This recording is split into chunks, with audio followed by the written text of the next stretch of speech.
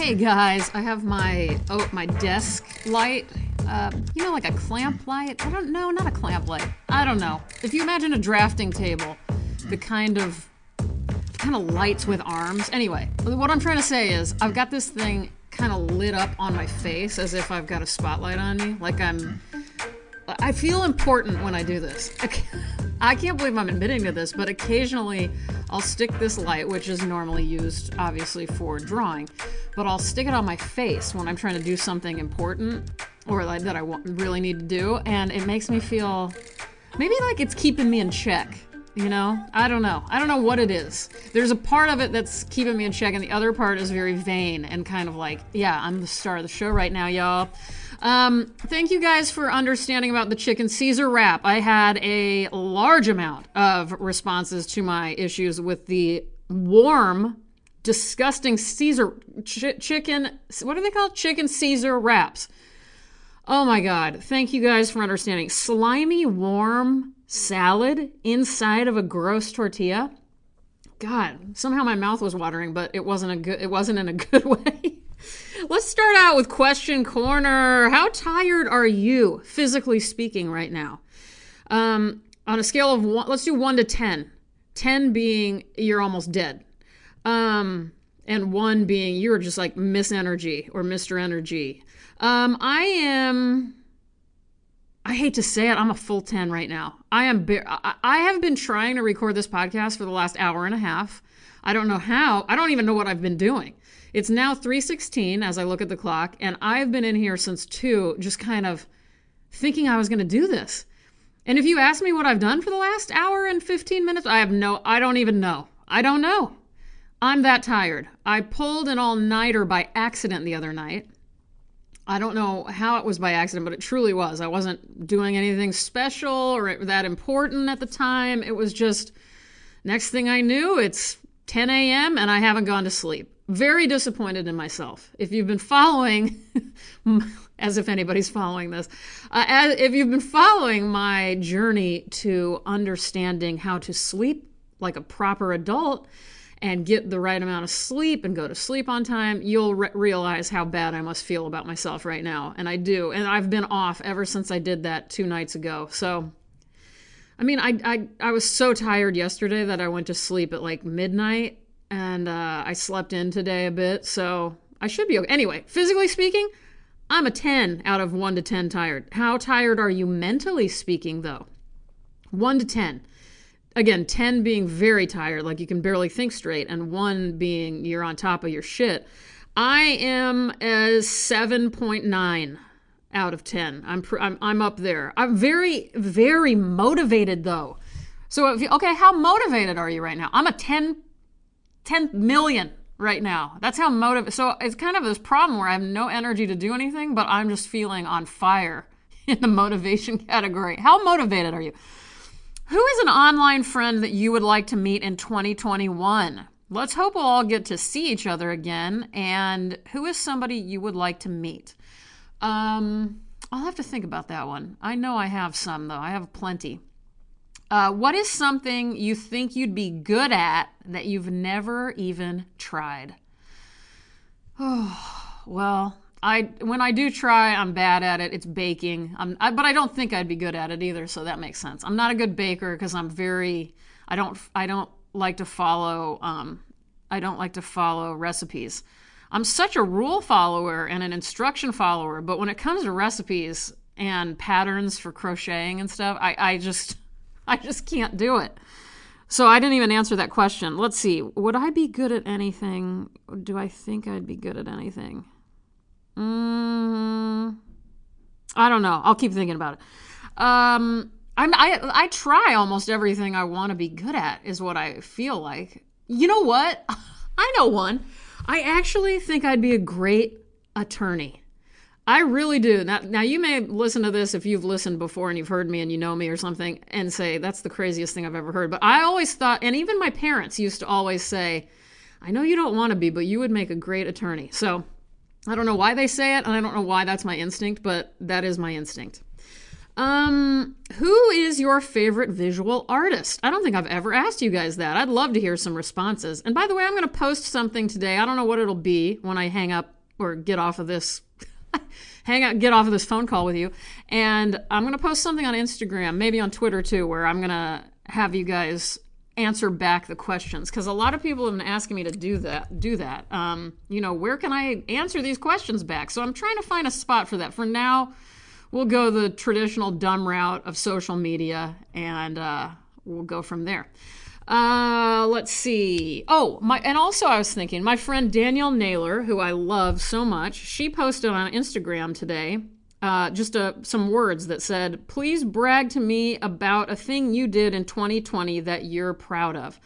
And I thought that was one of the sweetest uses of social media that I've ever seen. There was something about it, like sometimes people do things that are like these motivational or, I don't know, just bizarre things online where I kind of sense that they're trying to show off that they're so loving or something, and they don't ring true for me. Whereas Danielle's post, this just seemed purely sweet and good, and what a nice thing to make people think of. Like, what are you proud of right now? That's a nice thing to use social media for. I was so impressed. So I'm going to probably repost hers or do something like that. Anyway, before I start reading to you guys, I want to do a little business corner. Let's put some robot effects on that. If you heard robot effects, that means I remembered to put the robot effects on there. So my book, Robin O'Neill, 20 Years of Drawings, is still 10% off on pre-order on my web shop, robinoneal.com/shop. And anyway, get on there if you want a book of 20 years of my work, if you like my drawings. And by the way, I've got a lot of new listeners these days, so I just want to say, hi, my name is Robin O'Neill. I am 43 years old. I live in Washington State. I grew up in Nebraska and Texas. I am a visual artist. I do this podcast because I love show and tell, and I love sharing the things I read that I love, and I love asking questions to people. So I usually ask questions. I love to share all sorts of things and stories and movies and whatever. Sometimes I complain, I'll be honest. Sometimes I praise. I praise a lot. I never criticize literature or poetry on here. That's not my bag on this, because I'm also no expert.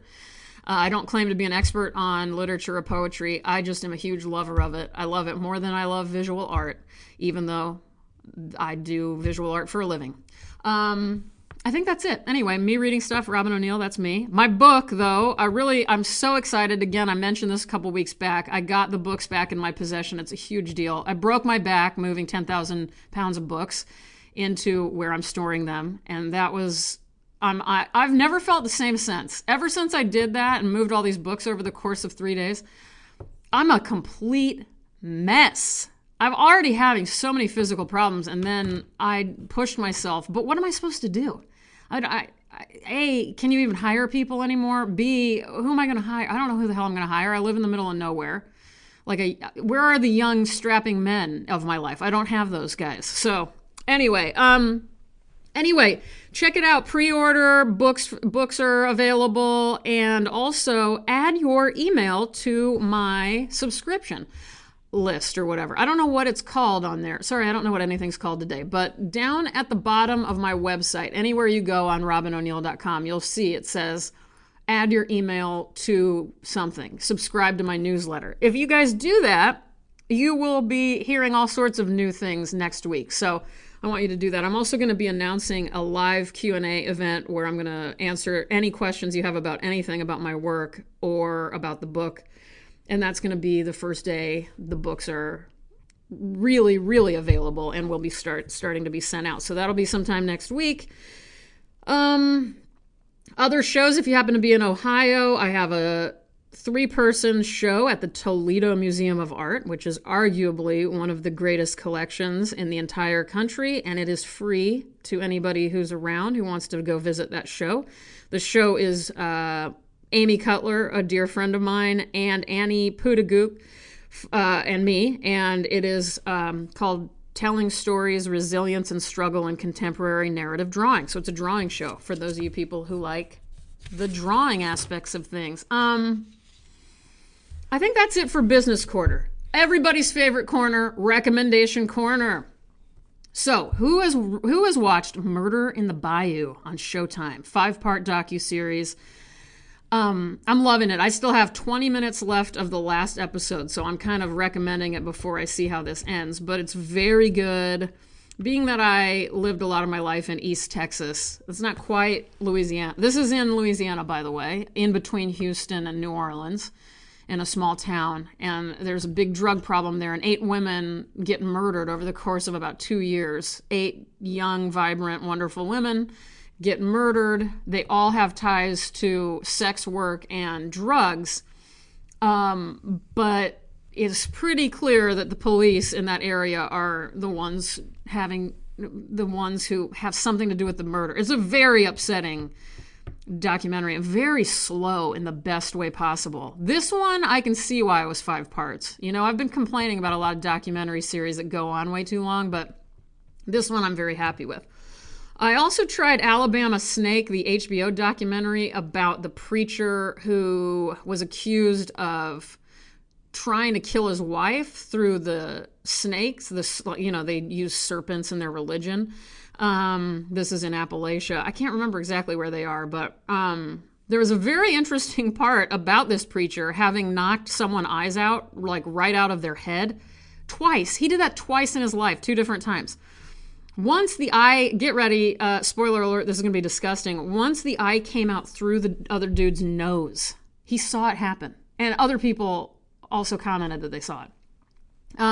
Anyway, I liked thinking about this preacher guy having a 1-sentence bio that read, Pastor Glenn, or whatever his name is, knocked 2 people eyeballs out of their heads. It reminded me of David Markson or Elliot Weinberger or something. You know, David Markson always has these amazing quick summaries of people's lives like that. So anyway, but I don't really recommend that documentary. I think it's just a one and a half hour documentary. Sorry, I didn't realize my computer was open like that. Okay, what else do I recommend in Recommendation Corner? Cranberry mustard, new thing that I'm obsessed with. I love cranberry sauce during Thanksgiving, and I had some leftover, so I started to put it on my sandwiches along with Dijon mustard. Well, then Damien found some cranberry mustard at the store, bought it. I'm obsessed with it. I can't decide if I like it more than the cranberry sauce and mustard combo, though. To be honest with you, I'm still trying to decide. And you guys know I've really loved In Treatment, also on HBO. Gabriel Byrne series about a therapist and his patients. And I'm on season 2. Have I told you guys? I don't think it's as good. Okay, why is this suddenly turning into, again, this podcast, my goal was always to keep it 5 to 10 minutes. Well, that hasn't happened in years. But then I thought, around 20 minutes is reasonable. And lately, I can't keep it under 20. Is this a problem for anybody? Reach out, let me know. If you guys ever need to tell me something, you can reach out to me at info@robinoneal.com. So there you go. I also recommend, I have it right here. This seems like an obvious one. I feel everybody knows this, but Kiehl's Lip Balm #1. And the reason I'm mentioning this, I've used it for my whole adult life. But the more I think about it, it's my all-time favorite. It's miles beyond any other lip balm. And why do I buy any others? Why don't I just buy this and commit to this and throw out the 25 others I have around my house and studio? And you know what? I'm going to do it. Why don't you check up with me in a month and see if I actually came through on this promise? Because wouldn't that be nice? I've been thinking about that for all sorts of things. I now in my studio normally I have about 6 of them, these coveralls. And, they're short sleeves, so they're good in the summer. You wear a turtleneck underneath them in the winter, and they're comfortable. They're easy. I think I mentioned them because I mentioned something about how they're actually weirdly easy to take on and off to go to the bathroom. Not to take them all the way off, but anyway, easier than most like jumpsuits. And I was thinking, why don't I get rid of almost all my other clothes then? If this is all I'm wearing all the time, yeah, sure, I'll keep 3 or 4 other outfits for the rare time when I might need to do something else. But I'm really, I'm not a minimal person, but lately I have that desire. If you know something's that good, then get rid of the rest of the shit you have around, right? Should I do that? Let me know.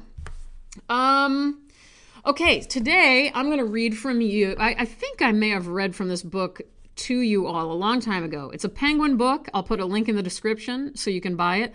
It's Rebecca Solnit's A Field Guide to Getting Lost. The brief description, is there one? An award-winning author explores wandering, being lost, and the uses of the unknown. Just the title, just that description, you know you're getting into something good. I learned something. I've read this book many times. I've had it forever. This book came out in 2005. My copy is very well worn and browning already, you know, that kind of thing. So it feels good to hold. It's very easy to get through the pages because of, I don't know, it's not stiff. The coolest thing is the word lost comes from the Old Norse los, that's L-O-S, meaning the disbanding of an army. And this origin suggests soldiers falling out of formation to go home, a truce with the wide world. I worry now that many people never disband their armies, never go beyond what they know. That's very good. That's in the very beginning of the book. I just wanted to start there, and now I'm just going to start reading you guys a passage I particularly like. All right. One day, a few years ago, my mother took out of her cedar chest the turquoise blouse she bought for me on that trip to Bolivia, a miniature of the native women's outfits. When she unfolded the little garment and gave it to me, the living memory of wearing the garment collided shockingly with the fact that it was so tiny, with arms less than a foot long, with a tiny bodice for small cricket cage of rib cage that was no longer mine. And the shock was that my vivid memory included what it felt like to be inside that brocade shirt, but not the fact that inside it I had been so diminutive, had been something utterly other than my adult self who remembered. The continuity of memory did not measure the abyss between a toddler's body and a woman's. When I recovered the blouse, I lost the memory, for the two were irreconcilable. It vanished in an instant, and I saw it go. Sometimes you hear of murals and miraculously preserved bodies buried, sealed, protected from light for hundreds of thousands of years. Exposed to the fresh air and light for the first time, they begin to fade, crumble, disappear. Sometimes gaining and losing are more intimately related than we like to think. And some things cannot be moved or owned. Some light does not make it all the way through the atmosphere, but scatters. I put the blouse away in my own trunk and then took it out when I began to think of it again and found that my memory had turned it into something more familiar, into the velvet blouses Navajo women and girls wear.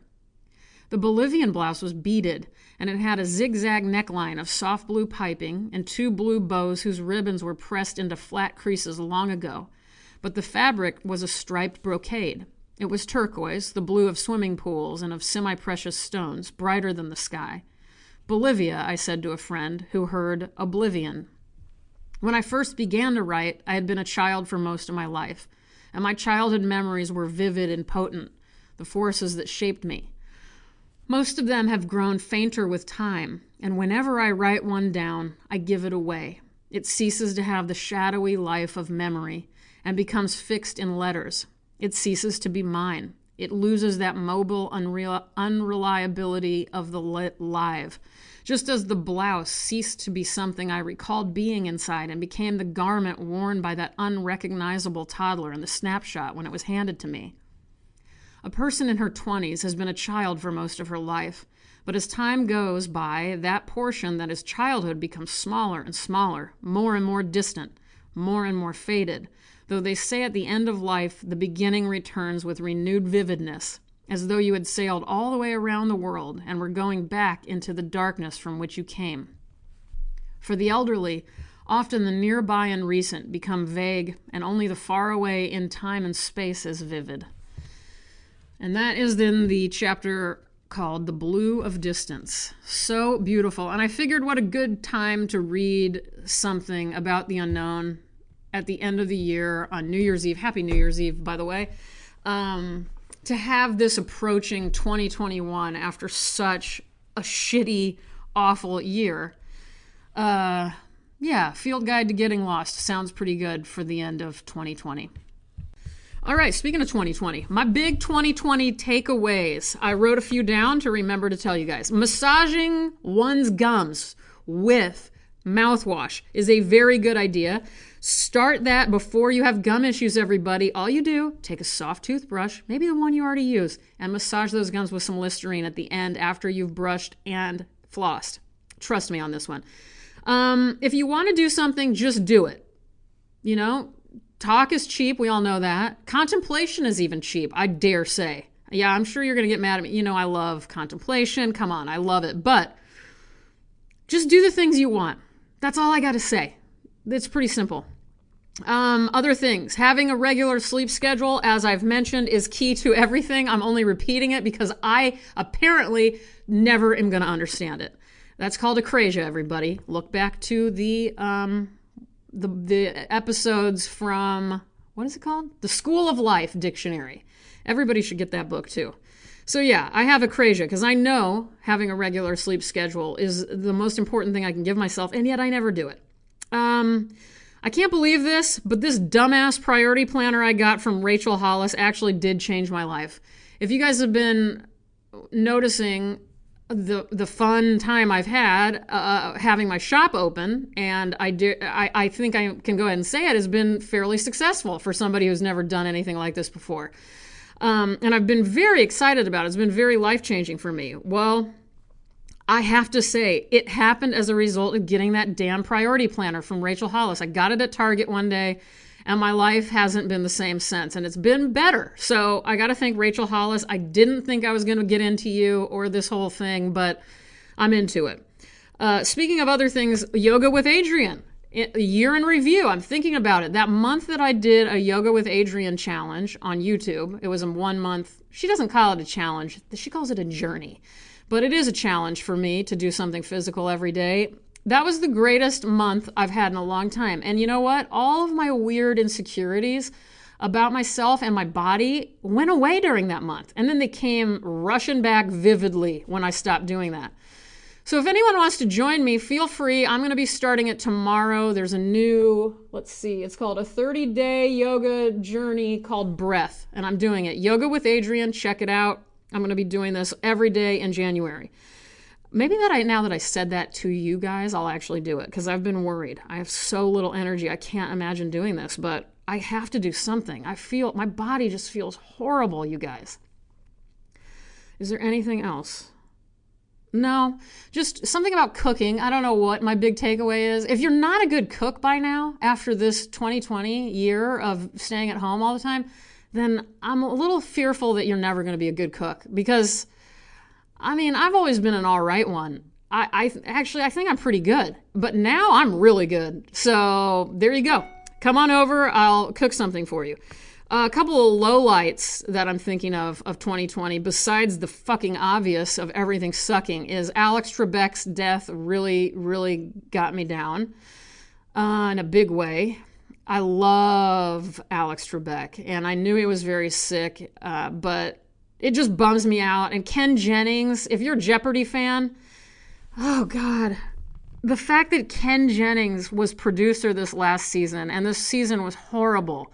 They had the worst people on the show, and there's these cheesy topics, and everything just seems so ad-driven. I mean, Jeopardy was going downhill because of, I think, Ken Jennings and other reasons. But now I think the rumor is Ken Jennings is going to be the host. I will never watch Jeopardy with that guy as host. So there's my opinion on that. Also, low light this year's I've developed major nightmares, which I'm wondering if that's kind of natural for given what we're all going through. I don't know. I mean, I've even been like yelling in my sleep and stuff. And the biggest one is just not seeing my parents. This is the longest I've ever gone without visiting my parents in Texas, and it is very hard for me. My parents are my best friends, and I really do mean that. And I'm sure you've heard, if you've listened long enough, you can listen to me and my dad. My mom never wants to be on it because she's shy, but yeah, I just don't know how much longer I can take not being around my parents. So why don't we close this out with the excerpt from Patricia Highsmith that I always end every year with here on Me Reading Stuff.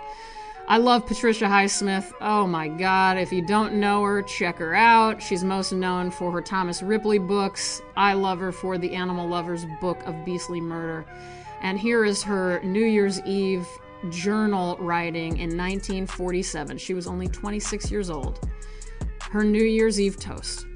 To all the devils, lusts, passions, greeds, envies, loves, hates, strange desires, enemies, ghostly and real, the army of memories with which I do battle, may they never give me peace.